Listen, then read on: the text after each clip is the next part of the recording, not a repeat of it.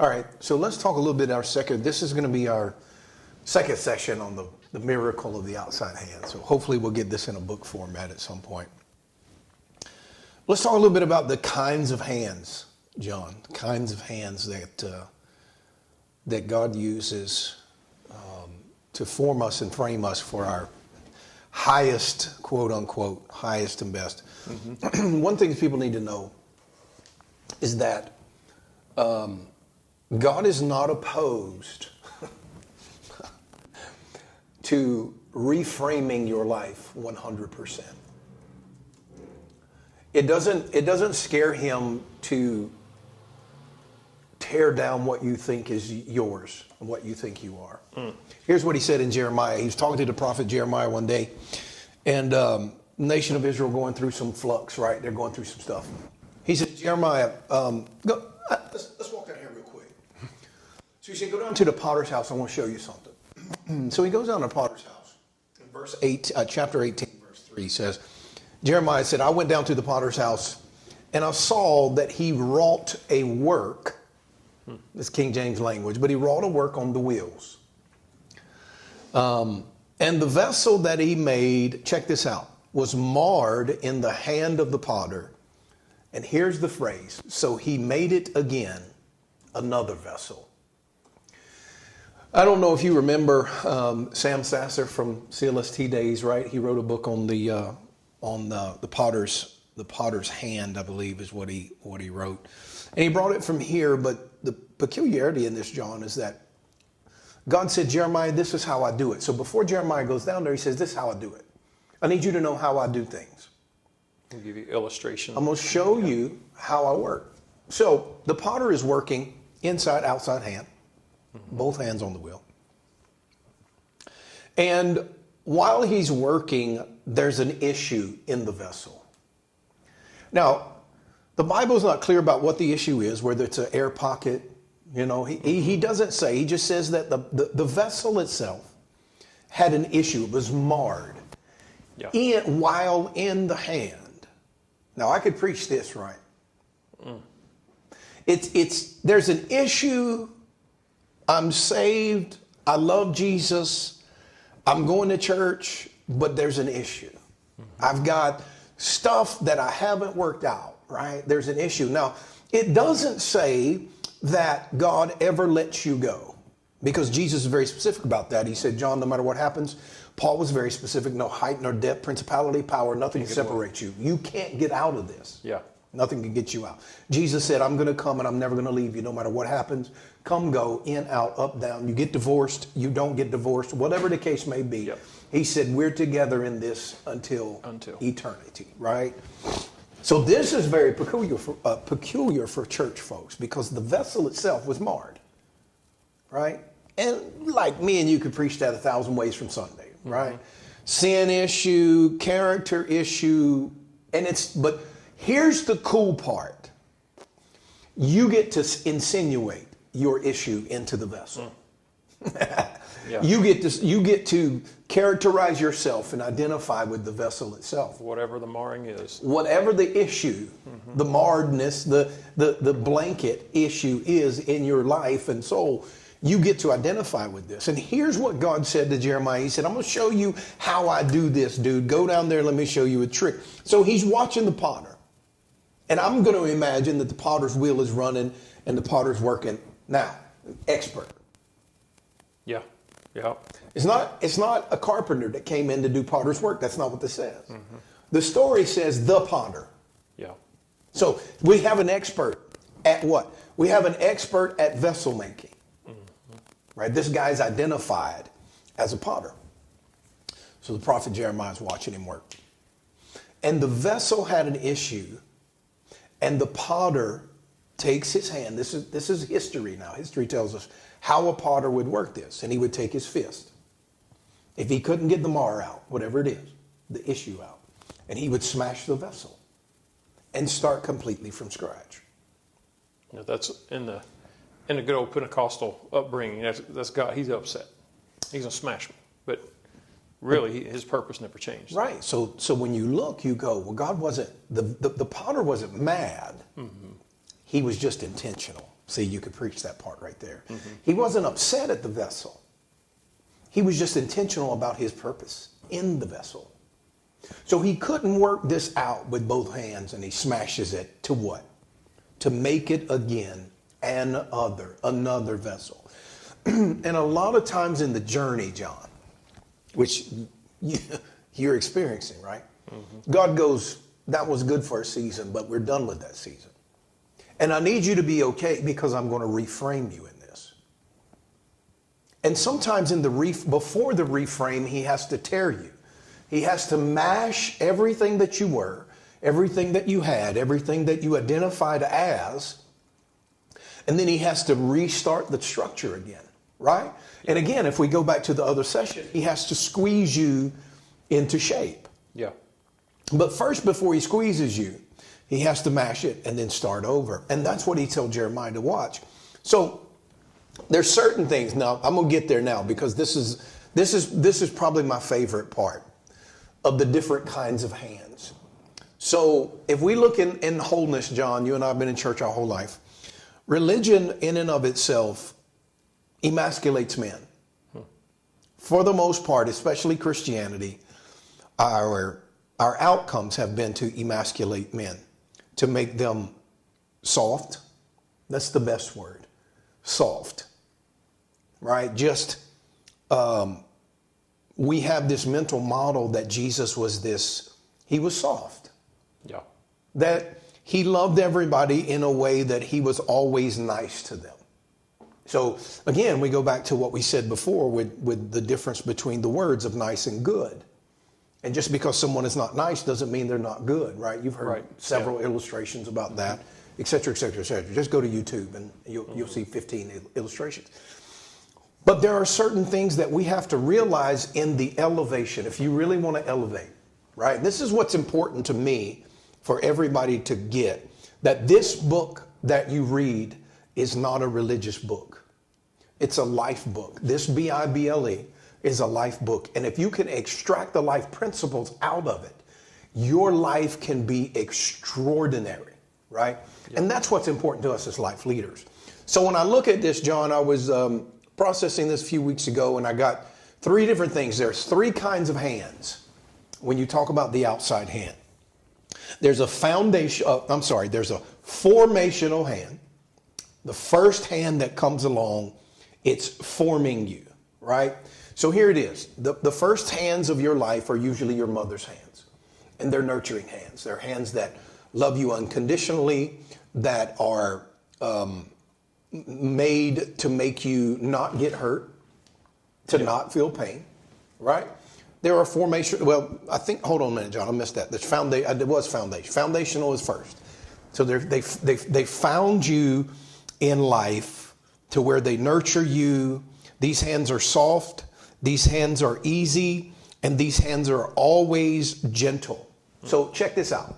When the baby's born at 3 months old or 1 month old or 6 months old, they only have one way to let you know that they're in pain, hungry, need a diaper change, whatever. They have one way.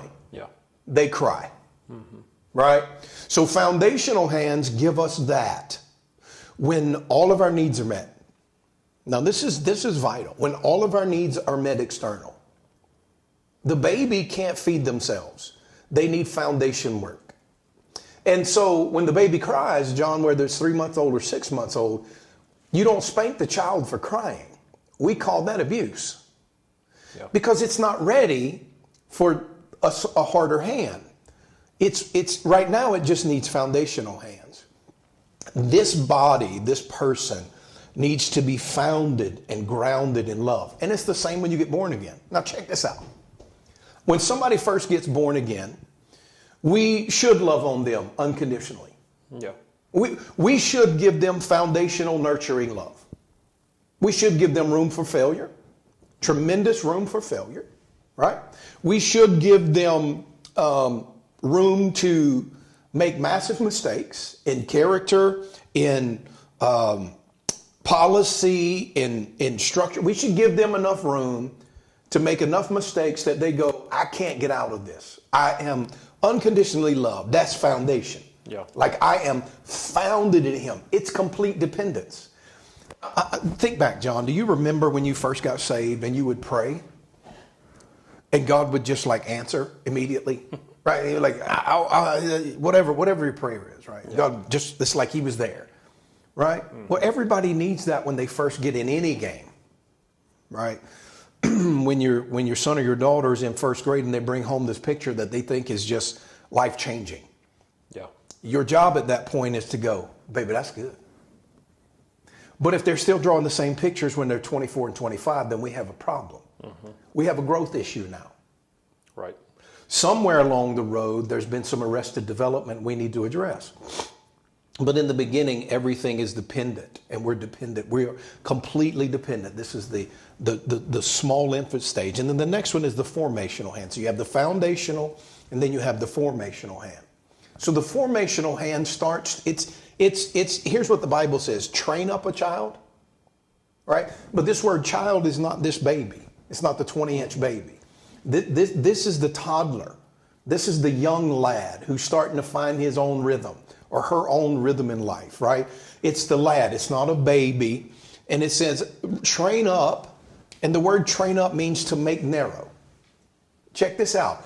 It means, look, we go from all things are good unto those that are good, right? We go from this to going, yeah, you can't keep doing that. You can't keep talking ugly to everybody on the choir. Mm-hmm. You can't come in with a bad attitude and expect us to take it. You've been here for 5 years. You got to grow up.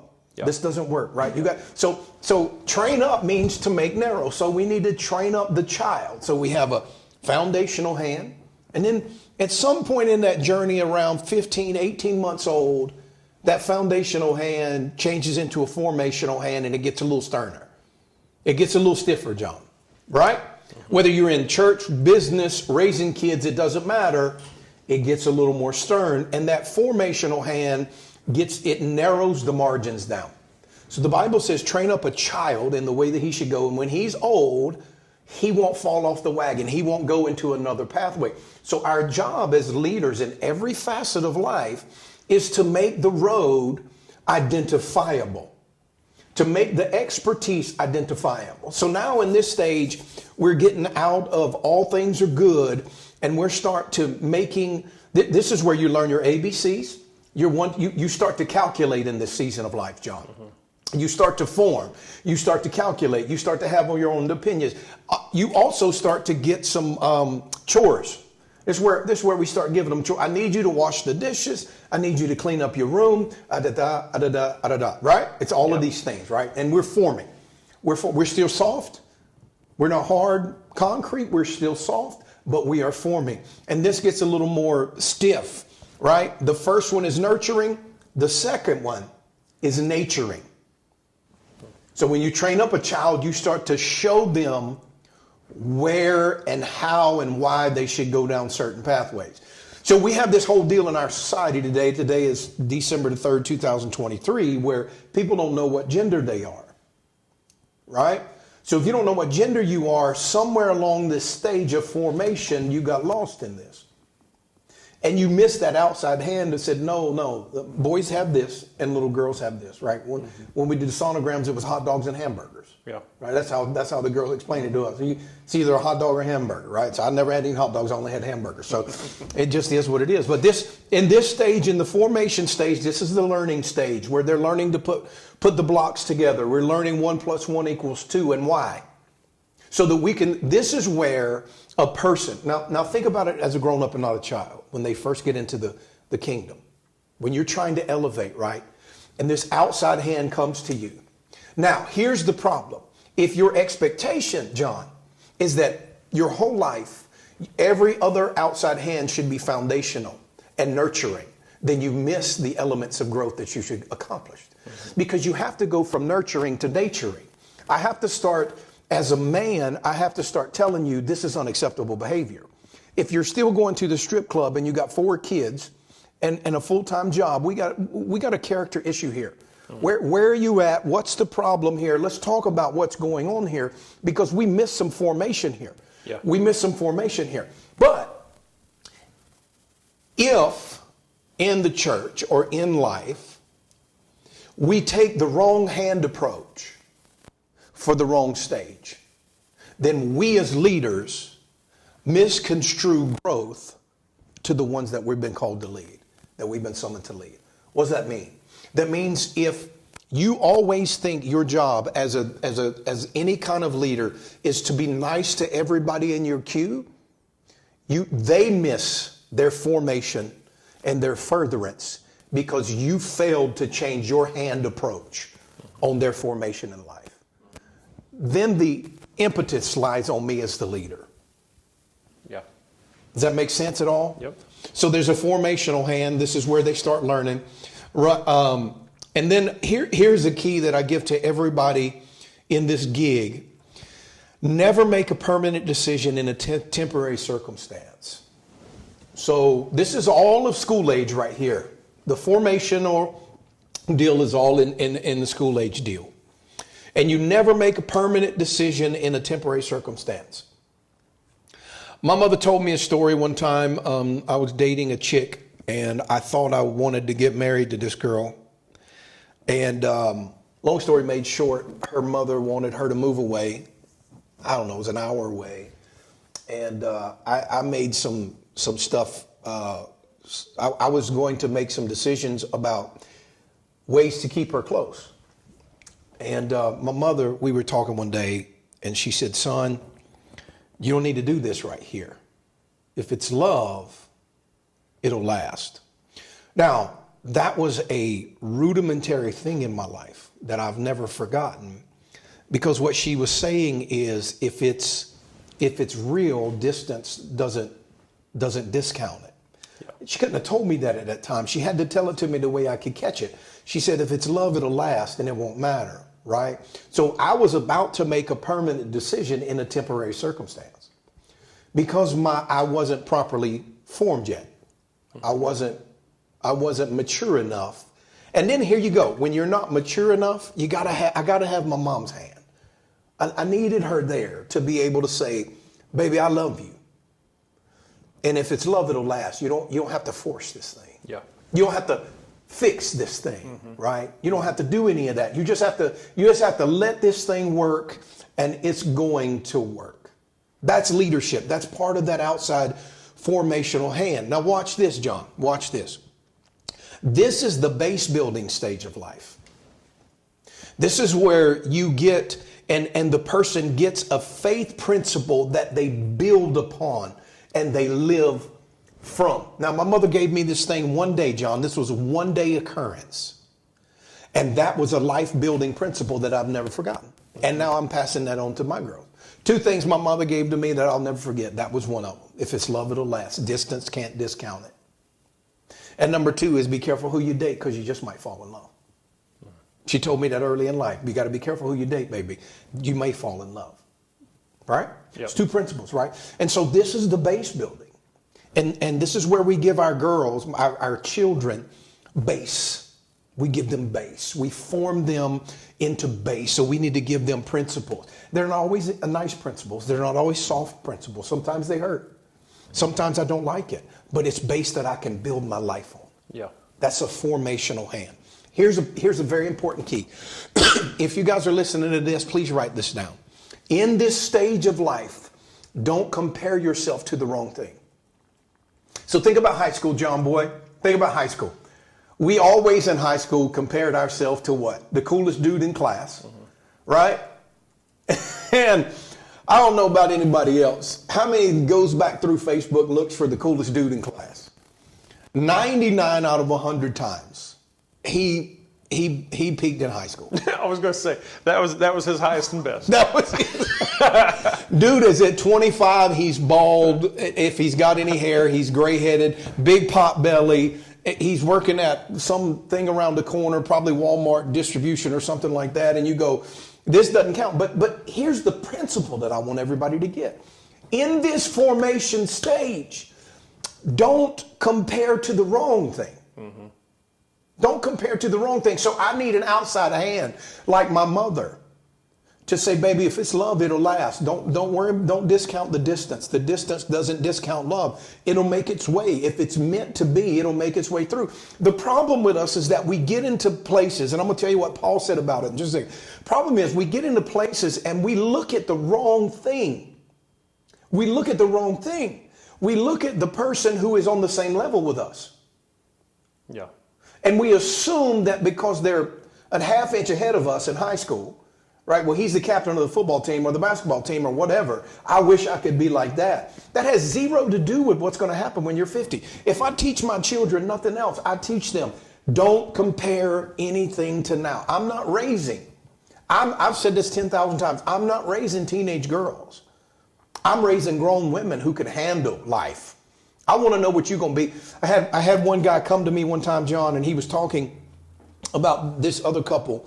It was two couples, me and my wife, and he and his wife. And they were talking about another couple's children, little kids. All right. Kai was like 3 or 4 at the time. This is way back. And we were having a conversation. He said, yeah, they got great kids. How old are they? Oh, I think they're like 5 and 6. I said, well, let me go ahead and help you with this.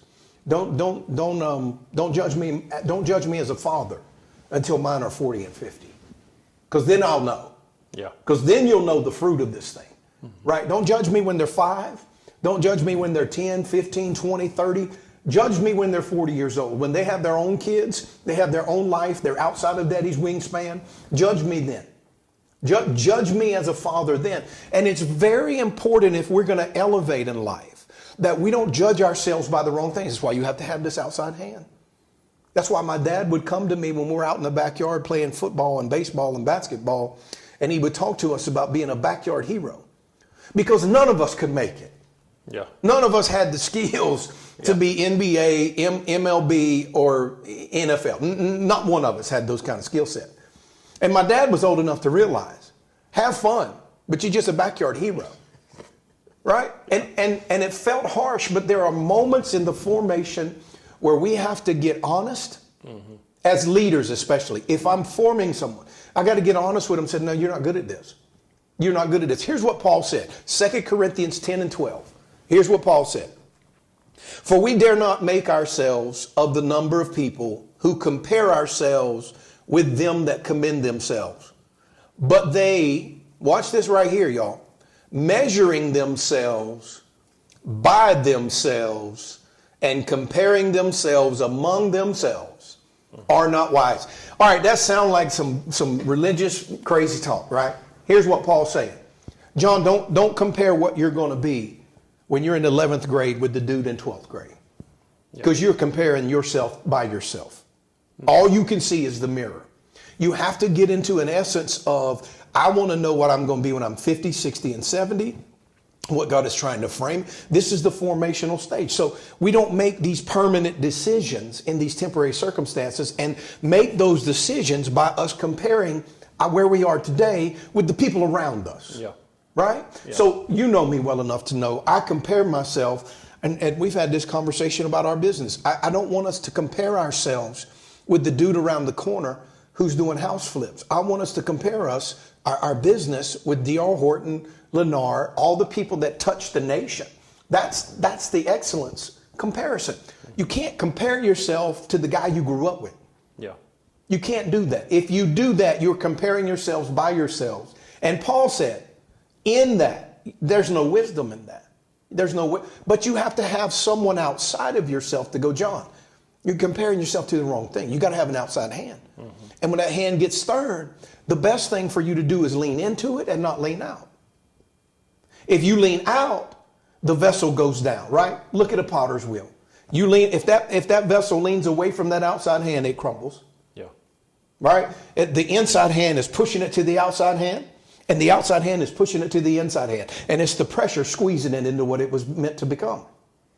And you can't compare that. You can't compare what you are going to be, meant to be, by those ones that you're leaving. Yeah.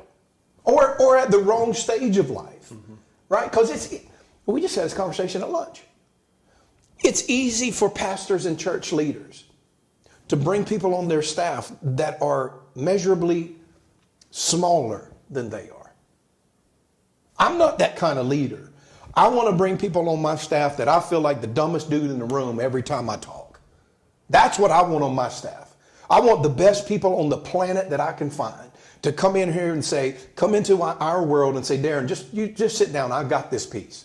You go play golf. You go whatever it is. Yeah. Do what you do. Go make a connection, but let me do my job because this right here is my expertise. That's what I want in my life. And we have these quote unquote kingdom leaders who, for whatever reason that we still don't know why, are comparing themselves by themselves and assuming that I have to be the best in the room or else people are going to throw stones at me and not want me anymore. Well, that's egotistical because I don't do that in business. It's the only avenue of life, John, that we do this in. And this is the piece that has to stop so that we can go, I want great people around. I just want to do my deal and I want the greatest people around me that I could get, right? Yeah. If you're the best preacher that your church ever sees, your church has a deficit. If you're the best teacher that your church ever sees, your church has a mass deficit. If you don't have any outside hands that are speaking into your personal life, then you personally have a deficit. It's just the way it is because it's easy to keep doing the same thing and compare yourself with where you were last year instead of comparing yourself to another wise person who could catapult you into an existence that you don't even know about yet. Yeah. So you lose wisdom when you compare yourself by yourself. So we're in the formation. In the third hand. The third hand is the forwarding hand, the hand that pushes you forward. Now, this is the one I like to be the most. This hand is really stern. This is the place where the Bible talks about in Proverbs 27, iron sharpens iron. Did you notice that he never said feathers sharpen iron? He never said sand sharpens iron. It's iron. It takes the density of the iron to take the iron and sharpen it against himself. So it's weight against weight. It's experience. You know how iron becomes iron? You've heard the story about diamonds, right? It's just a piece of coal that has undergone mass pressure. That's what iron is. So in the scientific world, density is measured by the closeness of molecules. Density and weight is measured by the closeness of molecules. Yep. They get close by the pounding. Mm-hmm. It's by the pressure. So if iron's going to sharpen iron, then that iron first had to go through some stuff, had to go through some pressure to be dense enough to sharpen. So then when you go, okay, well, I'm the densest person in my world. Well, your world is too small. It's too small, Pastor, right? If you're the smartest scholar in your world, then your world is too small. And then here's another thing we do, going back to comparing ourselves by ourselves.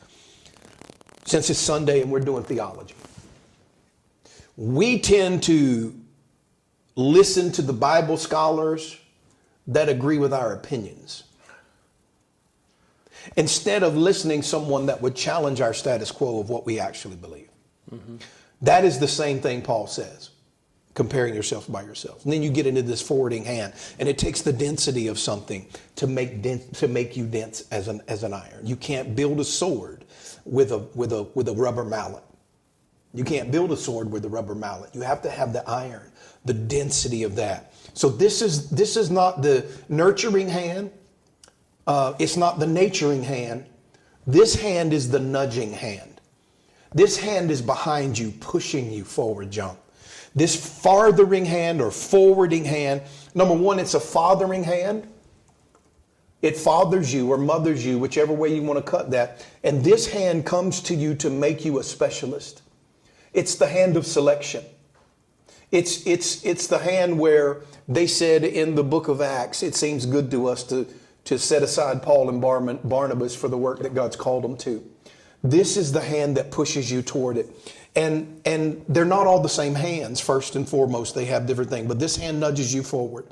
And this in particular is the age of responsibility. This is where the keys to the car are handed off. This is where the keys to the building are handed off. This is where a person takes their own space and the hand beside them is a father's hand. And it's pushing them into their own. Mm-hmm. Saying, I want you to be the best you. I want to see you shine. This is the mature stage of life where you go from college and school to specialization and professional. Now here we go. You ready for this one? I had a buddy of mine that graduated from high school and went straight to the Baltimore Orioles. And he told me stories about pitchers and catchers and batters and all these things. And he said, you know, the first thing he told me one day, we were on the golf course, he said, Darrin, you know the first thing the pitcher gets when he comes to the professionals? I said, no. He said he gets a pitching coach. A pitching coach. So what, head coach? No, he gets a pitching coach. So the only coach he listens to from here on out is for him to be a half inch better at pitching every day for the rest of his career. He doesn't get a batting coach. We don't care if you can catch.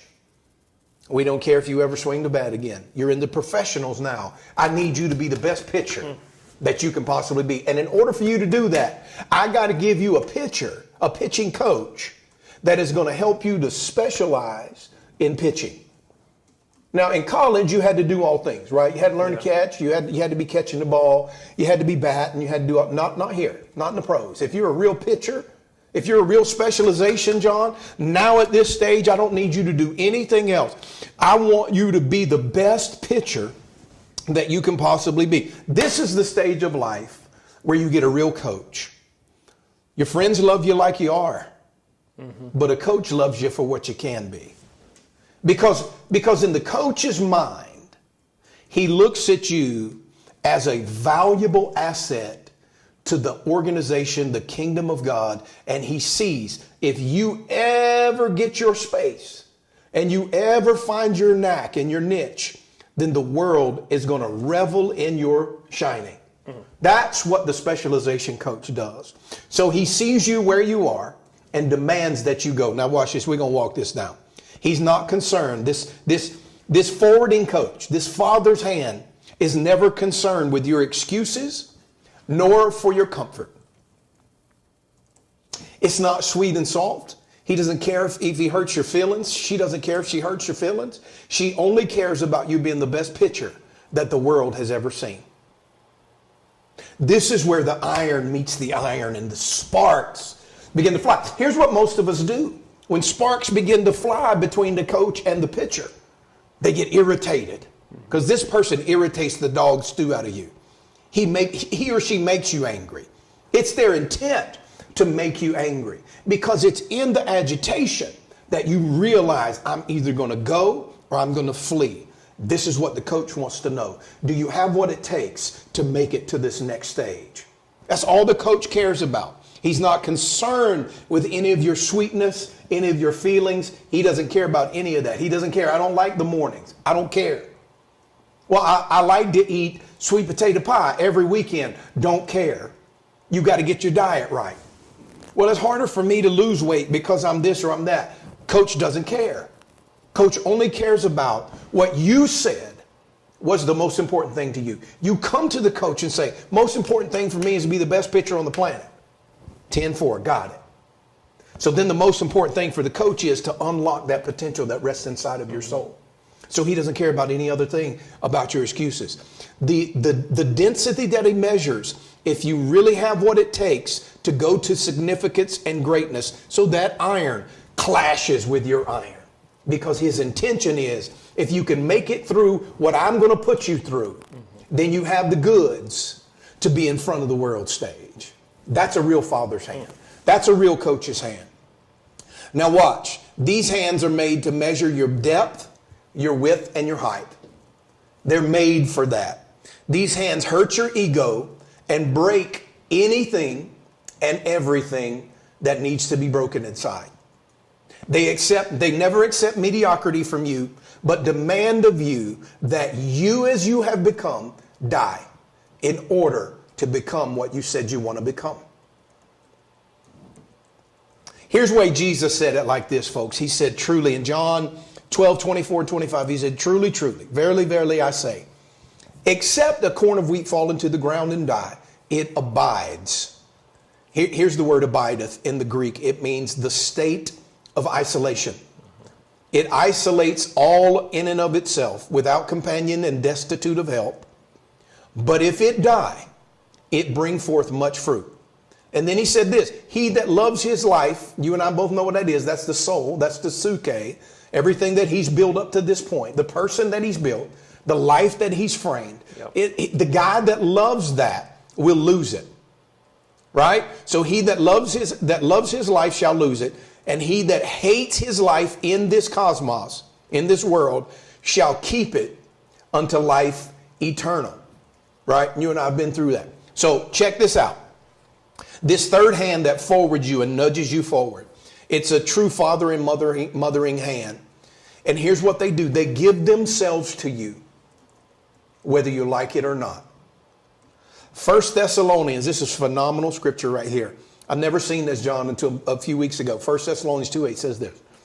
Being affectionately desirous of you, this is Paul talking, we were willing to have imparted to you, check this out, not only the gospel, but also our own souls, because you were dear to us. I'm going to read it again. So being affectionately desirous of you, we were willing to have imparted to you, not the gospel only, but we wanted to impart to you our own souls because you were dear to us. That's a true father. The father doesn't care whether you like him. And I tell my girls all the time, you don't have to love me just now. I'm more interested in you when you're 30, 40, and 50. So you may not like me at 13, 14, 15, and 17. But when you get there, you're going to appreciate the words I put in your soul. So a real nudging hand, a real forwarding hand demands the greatness out of your soul. And they impart the greatness of their soul into you. And it squeezes out the life of God into your expertise and excellence.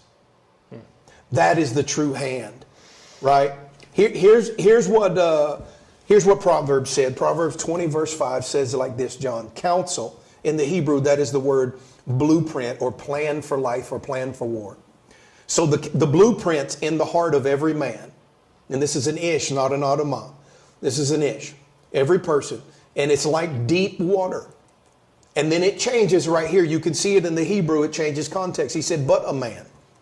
Which this is a different person. But a man of understanding, which is intelligence and insight. A man of insight will draw it out. So here's what he's saying. John, you have the plan, the blueprint inside, but it's going to take somebody external to dip a bucket down there and squeeze it out of you. Proverbs 13:20 says, he that walks with wise men shall be wise, but a companion of fool will walk down through destruction. So he that walks with wise men. So you have to, if you're going to do excellent things, if you're going to become excellent in life, it's impossible on your own. Every pitcher gets a pitching coach. Every quarterback gets a quarterback coach, right? Every whatever. Everybody. Tiger Woods, the best that's ever played golf. He's always had a coach. Everybody. When you elevate, you have to have definitive, different hands. The problem that we've accumulated, especially in church and religious institutions, are we have assumed as leaders that our hands need to be foundational and not forwarding.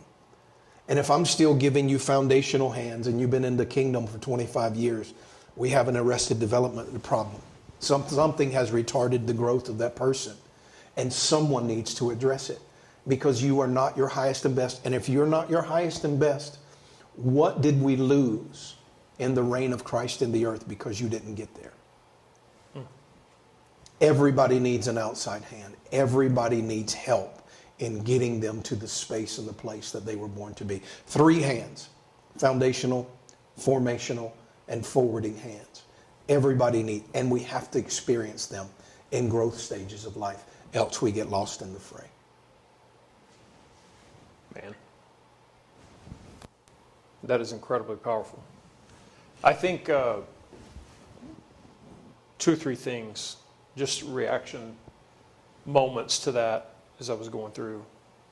You know, I've been, the role that I have been in for a long time has been a leader of a congregation, pastor of a church. And I see that. And in particular, I see that I built, unintentionally, I have built this, I guess that weak model or whatever. Soft model into other people because there's an assumption of what Christ is like. Oh, yeah. Even most of the portrayals of him, there's this, he's soft in most portrayals. Yeah. And we started talking about this, and we had some conversations, you and I have had some conversations about when we look at the world, even the world has a wrong definition of love. So this is, what is love, right? Yeah. And we're in this place, and I wonder, you've talked about your dad has always said, as goes the church, so goes the world. So maybe they pick this up from us, that love is passive permission.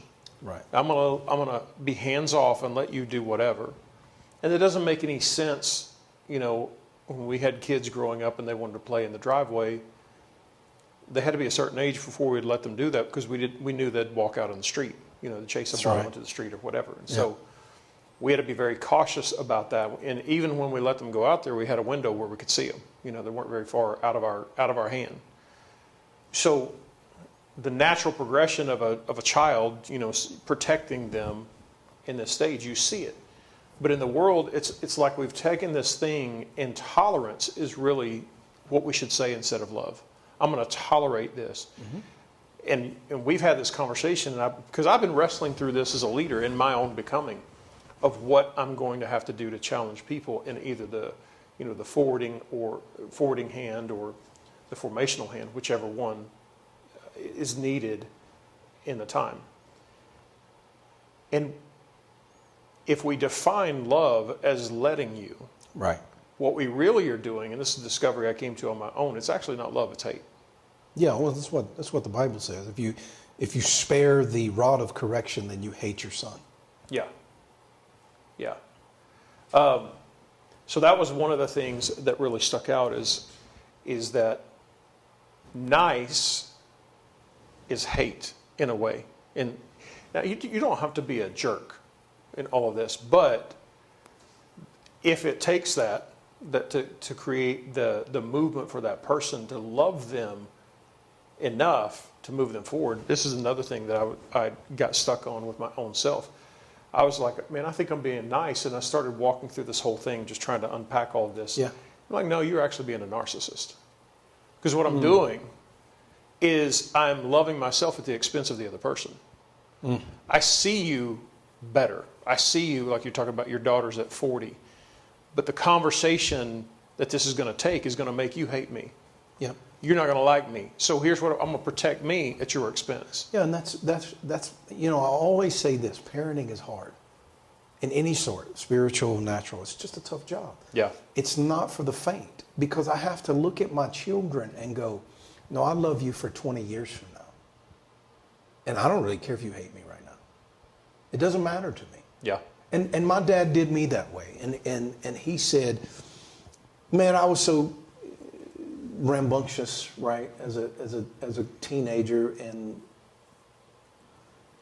my dad brought me one time, we had an incident, and he brought me in. And he said, you think I don't know? He said, but I've been all over the world doing what you're doing. He said, I've done this 10,000 times, son. I know where this is going. And that's what we need, a hand to go outside, to go, no. Mm-hmm. I'm not. You're going to have to run over me to fall into the ditch. Right. See, that's true love. True love is, I will give you me to keep you out of the hole that I had to climb out of, or that I'm still in. And my dad was that person in my life. He would go, I've been a drunk. You ain't going down that road. That's what he told me. He told me face to face, I'll beat you every day of your life before I let you be a drunk. It's just not going to happen. It's not going to happen. And a real leader stands up and says, not on my, you remember, God, what was the movies, John? Lord of the Rings. Lord of the Rings. Right? Where Gandalf stands there and the dragon. Yep. And they're trying, and the dragon's coming this way, and he says, you will not pass. Yep. Right? And he drops his deal. And the dragon falls, etc., etc. Leadership is that. True love and true leadership and true fathering, mothering, however you cut that cheese, is this dragon that's in your soul. It will not pass from here. You're going to have to trample me before you get past me. And my dad was that kind of guy for me. He would go, no, no, no, no, no, no, no. You're going to have to whoop my ass before I stop. And I don't think you man enough to do that. And that's what he told me until the day he died, right? Yeah. I don't think you got what it takes to whip me, son. But you're going to have to. And then tomorrow you're going to have to do it again. Because before I stop, I'll stop breathing. So real leadership becomes real fathering. Real coaching goes, you ask me for this. So either you leave me and you leave my space, or you do it the way I see that it needs to be done. But I will not succumb to your immature, passive, aggressive mentality to leave you the way you sit. Because, and here's the big part of this. You know, church folks, we talk, you know, these, whatever, we believe in certain ways. John, not everybody's like us, I don't care. But if you believe in the quote unquote judgment of God, where I don't believe it like church folk believe it, but I do believe that I'm going to stand before him one day. And he's going to ask me two questions. What did you do with Jesus? That's the first question. What did you do with the Christ? And then I think Jesus stands up and said, this is mine. This is one of mine. And then the second question is, what did you do with what I gave you? What did you do with the talents and the people that I put in your side? So my responsibility as a father is, I got to stand, and I've told my kids this, I have to stand there that day. I have to give account what kind of father I am, what kind of leader I am, what did I do with what he put into my hand to mold, to form, and to forward. What did I do with that? Whether it's people, whether it's money, no matter what. And the picture Jesus tells really well. He goes, there's three guys that a king left money with to steward. And he comes back and says, tell me what you did with the investment I put into you. First guy doubled it, second guy doubled it, third guy buried it. And what did he tell the third guy? You stupid, wicked clown. Now take what you have and give it to the doubler. That's what he said. Because you have not been found. So I look at these passive leaders and I go, do you not know that the Christ is going to take from you everything that you've got in your hand? If you're not man or woman enough to stand up and say, I will not tolerate this kind of behavior, and everybody has to grow up to be around me. Because one day, whether it's on earth or on the other side, I have to give that account. And my dad was the guy to say to me, straight face to face, me or you, one's going to die before I let you do crazy, before I let you go off the rail. One of us will die. Maybe me, maybe you, but one of us will die. But I won't sit here and let you die. I won't sit here and let you go off. I won't sit here and let you. And quote unquote, here you said this. We have a picture of Jesus. And he's soft. And it bodes well for religion to paint this picture for us. It bodes well. Because you make people subservient. You take the firepower out of them. But when you look at the Bible, Jesus was the guy that walks in and turns the tables over and said, you bunch of dogs. Right? He's wrecking stuff. Everywhere he went, he's wrecking stuff. And we have him pictured as this. I remember in Bible school, you'll appreciate this one. The story is that, you know, Jesus is knocking at the door. Whosoever will opens the door. Remember that story back in the day? And Karl Barth, who was a German scholar, Pops told the story, .com told the story, saw that picture. You remember they painted that picture and Jesus knocking on the door? You remember that when you were a kid and Jesus knocking on the door? And Karl Barth, who's a German scholar, said 999, which is no. And no, no, no. He said, Christ never comes to me with the meekness and the soft knock. He comes to me with the bloody end of his cross. And he pounded on the door of my heart until I got so weak and tired, I couldn't resist him. And when I gave him an inch, he crushed the door. And he left me stumbled and bruised. And he come into my heart and stamped himself as Lord of everything. And so we have this mental model of Jesus, the weakling. And first off, he's the Lord of the hosts. And he runs the angel armies of all of heaven. They all bid to his beckoning call. And when you see him as the master of the wind, and every storm has to bow to him. And he's not this mild, suggestive leader. He's the demanding ruler of all things that decided to come to us. Yeah. To draw us back into him. No one has ever become strong by a weak outside hand. Not one person. You can't go to Venus and Serena Williams, Tiger Woods, Wayne Gretzky. I don't care where we go in any spectrum of life. There's always been a strong hand that said, we're not doing this. We're not doing this. And then we wonder when crisis hits. I don't know why we're talking about this. We wonder when crisis hits why, as church leaders, our people scatter with the wind. And we haven't been stern enough with them to teach them to stand. There's one thing about my girls. My girls are getting older now. I got 21 and 18 and 13. And I'm looking at them from afar, especially my Kai. She's going to law school. And if I die today, I go, she's going to be fine. She's going to be fine. She's got it. The winds will come and go. The rains will beat on her house, but she's got it. She's going to stand through the storm.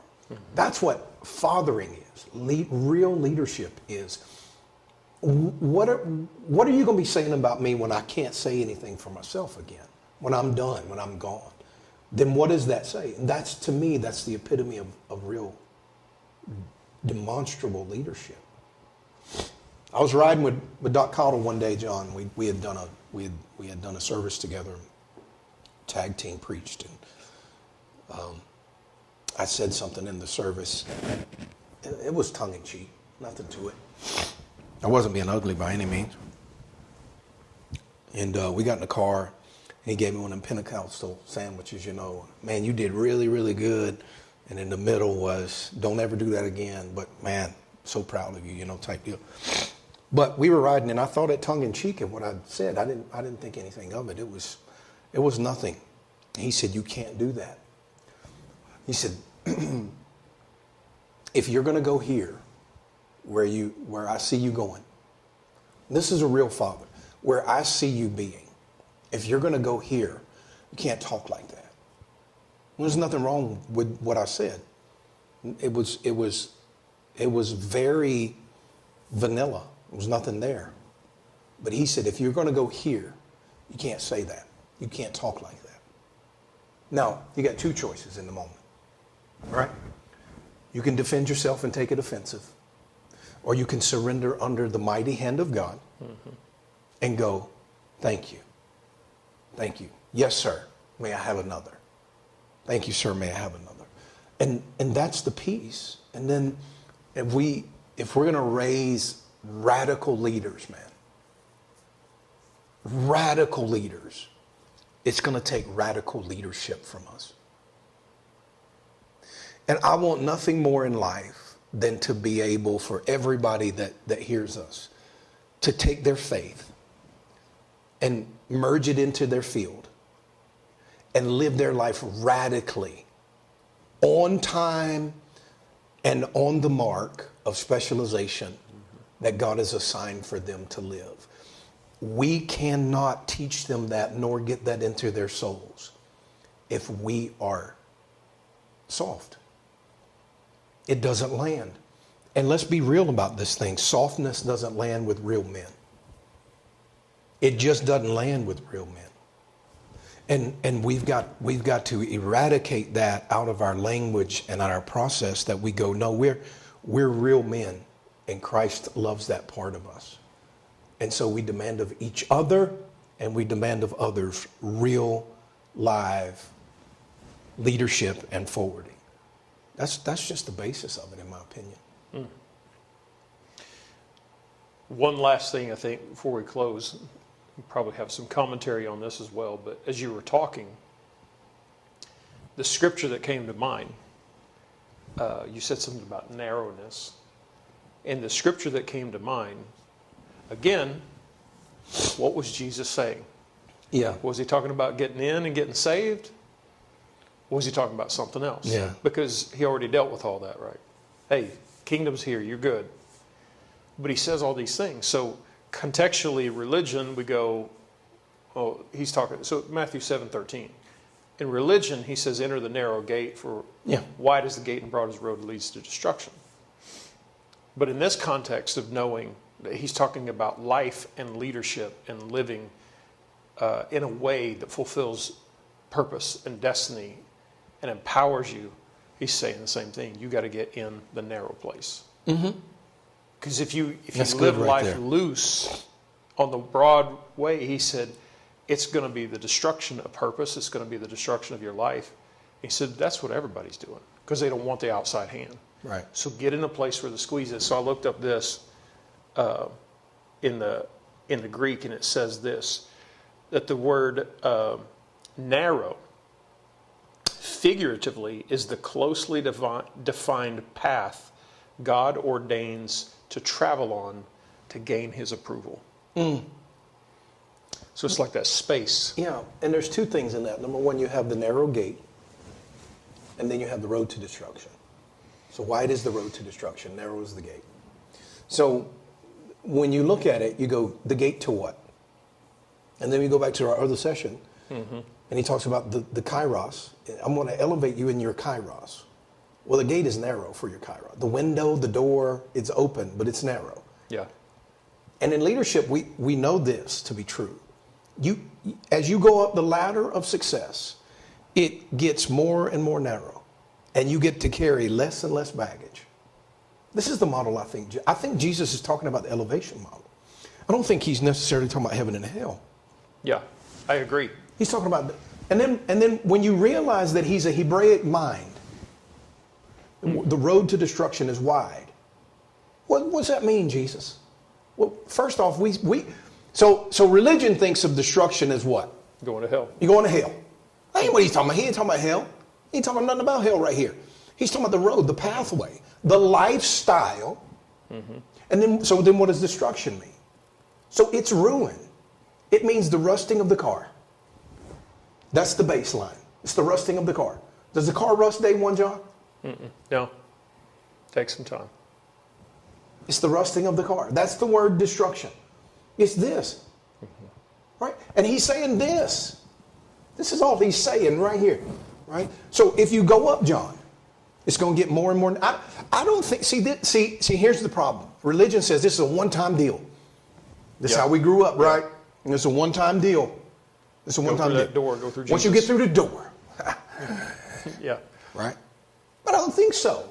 So I think God is more interested in life, John. So when I look at that, just in that simple passage, I go, narrow is the gate that leads unto life, but wide is the way that leads unto destruction. What are you talking about? Chaos is already built in, boys.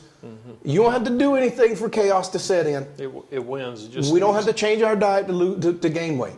All we got to do is get older and keep doing the same things. Right? Just stay away from the gym. You want to get fat, sloppy, and nasty and get sick, all you got to do is live, breathe. Yep. It's going to happen. It's going to happen. But if you want life, you got to lose some stuff. You got to get narrow. You got to get more narrow. Train up a child. Keep him on the narrow wing. I think that's better. It's the narrow wing path. Yeah. It's the narrow wing path. And it's line upon line. It's faith unto faith. It's faith unto faith. The Hebraic mindset, and there's a couple things in there because the Hebraic mindset is purpose driven, and purpose is never destination. Purpose is unfolding. So if we have a vision next year to do, $30 million, and we get $30 million, it doesn't mean that that's the end of the day. It just means we reached our goal, now let's keep going. Yeah. That's Hebraic mindset, but not Greeks. Greeks are destination mindset. They're very linear. Hebrews are circular, right? So boom, boom, boom. So when you think of it from a Greek mentality, you go, if I can lose enough weight to get through the gate, then I'm fine on the other side. But that's not Hebraic mindset. This is just the first gate. This is just the first bridge. It's the first kairos moment that you have, and you got to keep going. But if you just want to keep living a life down toward destruction, you don't need a coach. You don't need help with that, John. Chaos is built in. You don't need us to help you if you want to live a life of default. Like I'm going downhill. This is just my default setting, right? This is how we've always done it. We always use the vice grips to change the TV channel. All right. Like right now, let's process a thought. I said, John, how long does it take the car to rust? My car is outside every day, but we wash it and there's human oil in it because I drive it every day so it doesn't rust. But if I leave it out there and come back 10 years, the same exact weather, same exact everything, chaos is built into it and it'll begin to rust. I have to do nothing to the grass for it to look bad. But if it's going to be a sexy lawn and I'm going to have a great grass, I've got to put into work. The hands of the Son of God, some way, some shape, form, or fashion, have to be involved in order to drive in order to drive out chaos and put order in the system. And I think that's what Jesus is talking about. Yep. And if we have to nice you into it, you won't make it. If I got to nice you into it, you won't make it. But I can good you into it. All things work together for the good. He didn't say all things work together for the nice. He said the good. Yeah. And sometimes you need a father like mine to go, boy, I'll beat you to death before I see you living on the street. It ain't going to happen. It just ain't going to happen. When somebody's willing to go, I'll give my life. That's what Jesus did. Yeah. I will give my life that you could be you. That's really what he said. I'm going to give my life that you can be you. Because if you gave yours, it still's not going to help you. Let me give my life for you. And that's leadership. That's the forwarding hand that goes, I'm going to push you as hard as I can push you to get where you need to go. Sometimes it's not easy. Sometimes somebody says, hey man, you need to lose about 15 pounds. You're a little chunky. And you go, what the heck, bro? What? But that's sometimes what you need. It's this nudge to go, hey, you're right about it. You got two choices to go. I submit to the outside hand, to the external hand of God. Or I go, that ain't nice. And then you start to look for agreements in your circle. And if you're going to be successful, and if you're going to be great, and you're going to be impactful, there's a place where you have to go, I have to take the pain. Because the real coach goes, I know you can be the best pitcher in the league, but it's going to cost you everything. It's going to cost you who you were. You're going to have to die to that guy, and you're going to have to become something else. And Jesus talking about with the corn of wheat, he said if a man, he didn't say loves his physical life. He said if he loves his suke life, his soul life, the person that he's become in the cosmos that he's created. If he loves that and doesn't hate it, then he can't have this. There's no way you can get to the other side. You got to bury one to become the other. That's it. And everybody needs this, man. Listen, I'm 51 years old. Everybody at every stage has to have someone outside. It's not always the same. It evolves over time, but everyone needs that. My wife, I didn't tell you this. My wife and I were riding the other day, and sometimes I'm dumbfounded that she married me. I'm just like, what were you thinking about? Like, when did you fall off the bed and bump your head? Like, what happened? And funny thing, so we were riding, and I said, babe, I'm dumbfounded why you married me. I'm living in a single wide trailer with a bucket in the hallway when it rains so I can catch the water leaking. And she said, I said, I just don't get it. And she said, I said, why did you marry me in the trailer park? She said, because you weren't trailer park. And I saw it. I couldn't say anything else, but That's what an outside hand is. It goes, you're not trailer park. You may be in a trailer park. Nothing wrong with trailer parks, by the way, but you may be in the park, but you're not that. You may be in a season of you're marred, but you're not marred. There is something here, right? And everybody needs that. I've had that a couple of times in my life where people came to me. Lindsay was the first person that ever came to me and told me she really believed, and I knew she believed it. I don't know if she still does, but I knew she believed it back then, that I could do something, that I had something bigger than what I was. More, like I was way farther out there than where I was at. And then I had another person come to my life, and he believed in me and said, there's something in you that's way past where you're sitting. Everyone has to have that. But here's the key. My wife says this to me, and she says, yeah, but I knew you weren't trailer. You were never that. And I appreciate that she saw that and took a chance on me. But it's not been easy for 25 years. Mm-hmm. Like this thing is not magical and miracle. The miracle of the outside hand is just that you lean into it. Not that you wake up in the morning and go, well, I did that. It doesn't work like I did that. It works like this is my lifestyle now. This is my lifestyle now. I'm in this army and this is my lifestyle, and I lean into the force of this outside and this inside. I lean into it to make me what I don't even know I am in and of myself, to make me that. This is where faith and the fields merge right here. Yeah. This is where it all merges, right? Like we take Jesus and we put him on this religious pedestal, and he's going, I just want to walk this out with you. I'm not interested in meeting you at Sunday morning worship. I want to walk this out with you. I said to you, I'm going to send myself in my spirit to live with you every day, 24/7, never leave you, never forsake. There's nothing you can do to get rid of me. Yeah. I want to walk this out. Why are you waiting for Sunday morning worship to talk to me and to come to me? Bring me to the boardroom and let me merge what I am into your everyday space. And we've got to lean. We've got to lean into it.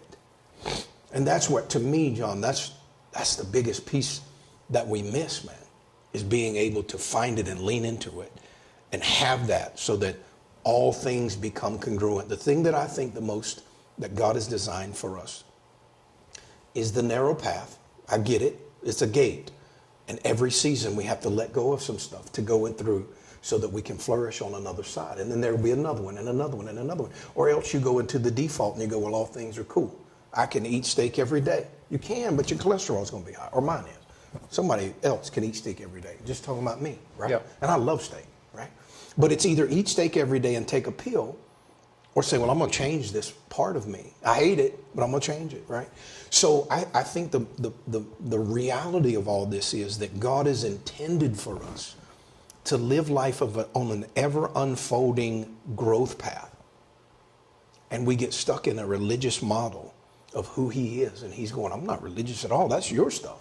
That ain't nothing to do with God. That's your stuff. You created that. I never brought that to you. You brought that to me. And that's the reality of religion. It's what we bring to him. Mm-hmm. And he never brought that to us, right? So that's what I want us to be at Life Leaders. Part of people's outside hands so that they can lean into something. And then the congruence of life. That's what I see. The congruence of life. Are you going to have to lose some stuff every time you go through a passageway, a gate, a ladder experience? Yep, you are. Are you going to become something on the other side? 100%. 100%. He's going to give you more than what you could imagine. But you've got to be a professional pitcher now. You can't be a college pitcher. Yeah. You got to tweak some stuff now, right? So you got to go through this pathway.